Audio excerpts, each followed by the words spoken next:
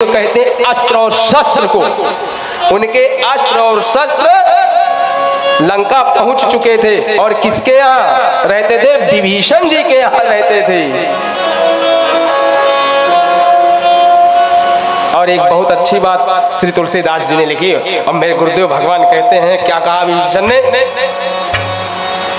सुनहु पवन सुत रहानी हमारी, सुनहु पवन सुत रहानी हमारी, सुनहु पवन सुत रहानी हमारी, सुनहु पवन सुत रहानी हमारी। जिम दस नाना महू जीव बेचारी, शरण महु दीन बिचारी। गुरुदेव भगवान कहते हैं जब श्री विभीषण जी ने ऐसा कहा तो इसका अर्थ क्या है, संकेत क्या है? श्री विभीषण जी ने कहा, हे हनुमान जी, मैं इन राक्षसों और निशाचरों के बीच में ऐसे रह रहा हूं जैसे दांतों के बीच में जिह्वा रहती है। इसका संकेत क्या है? तो गुरुदेव भगवान कहते हैं, महाराज दांत तो है निशाचर, दांत कौन है? निशाचर, और जिह्वा है संत, और संत बहुत सरल होते हैं, उनमें ऐठ और मरोड़ नहीं होता। उसी तरह से जिह्वा बहुत सरल है, इसमें कोई हड्डी नहीं है, सरल है। और संत न छोड़े संतई, कोटिक मिले असंत, मलय भुवन गही बेदिया, शीतलता न तजंता, मलय भुवन गही बेदिया, शीतलता न तजंता। जय सिया राम, जय जय सिया राम, जय सिया राम, जय जय सिया राम, जय सिया राम, जय जय सिया राम, जय सिया राम, जय जय सिया राम। जिस तरह से संत अपनी संतई को नहीं छोड़ सकता है, चाहे कितने भी असंत मिल जाए, और उसी तरह से जीव भी है। कैसे? आपके और हमारे किसी के दांतों में कुछ फंस जाता है तो जीव बेचारी बार बार जा करके वहां अड़ती है, और जब तक उसे निकाल नहीं देती है चैन से नहीं बैठती है। लेकिन निशाचर तो निशाचर, और दांत को जैसे ही मौका लगा वैसे जीभ को काट खाता है, चबा जाता है मौका लगते ही। अच्छा, एक अद्भुत बात है, दांत में दर्द हो रहा हो और डॉक्टर के यहाँ जाओ और जीभ ये कह दे, बोले ही नहीं, हम तो बताएंगे नहीं दर्द कौन से दांत में हो रहा, दांत क्या कर लेगा, क्या करेगा? लेकिन ऐसा नहीं करती है, जीभ फिर भी बताती है।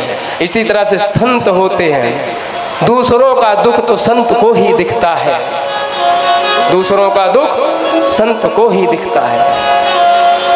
और ध्यान रहे, एक घर में, गांव में, संसार में अगर कोई भी एक भक्त उस आदि अनंत अविनाशी का है तो उस घर का, उस गांव का कोई अहित नहीं कर सकता है। और यही रावण के साथ में था। रावण सबको मना करता था, विभीषण के अलावा कोई प्रभु श्री राम का नाम नहीं ले सकता था। लेकिन रावण जानता था इस बात को, अगर यह एक संत है लंका में तो लंका का कोई बाल बाका नहीं कर सकता है। तो हनुमान जी जो है तरपल्लों में छुप के बैठे हुए हैं, और इतने में हनुमान जी सोचने लगे कि काम क्या करें और क्या करना है, क्योंकि श्री जामवंत जी ने तो कहा सीता जी को देख के आना, पता लगा के आना। लंकनेक ने कहा अपने हृदय में कौशलपुर राजा भगवान श्री राम को धारण करके लंका में प्रवेश करो श्री हनुमान जी। और वहां पहुंचे, जब पल्लों में लुकाए रहे, त्रिजटा ने बताया। अब त्रिजटा क्या कह रही है श्री सीता जी से? सपने बानर लंका जाए, सपने बानर लंका जाए, सपने बानर लंका सपने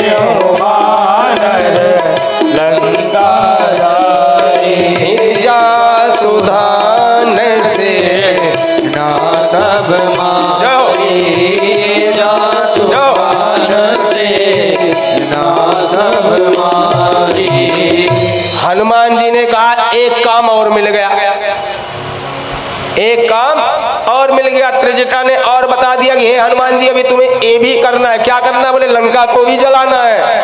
हनुमान जी बोले हम तो वहां से आए थे केवल माता सीता जी को देख करके जाने के लिए, और यहाँ तो एक एक राक्षस ही बता रहे हैं कभी इसके बाद ये करना, इसके बाद ये करना, और लंकनी बता रही है कि कुछ नहीं तो लंका जला के जाना और जितनी सेना इन्हें भी मार के जाना। श्री हनुमान जी समझ गए क्या करना है। और जब सारे निशाचर चले गए तो श्री हनुमान जी माता जानकी जी के पास आकर के खड़े हो गए और कहने लगे, क्या राम दूत मैं माँ तो जानकी, राम दूत मैं माँ तो जानकी, राम दूत मैं माँ तो जानकी, राम दूत मैं माँ तो जानकी, सत्य शपथ करुणा निधान की, सत्य शपथ करुणा निधान की। आजाद बात है। गुरुदेव भगवान कहते श्री हनुमान जी ने कसम भी खाई तो किसकी? करुणा निधान की। और श्री हनुमान जी कहते हैं, तुलसीदास जी एक चौपाई और लिखते हैं।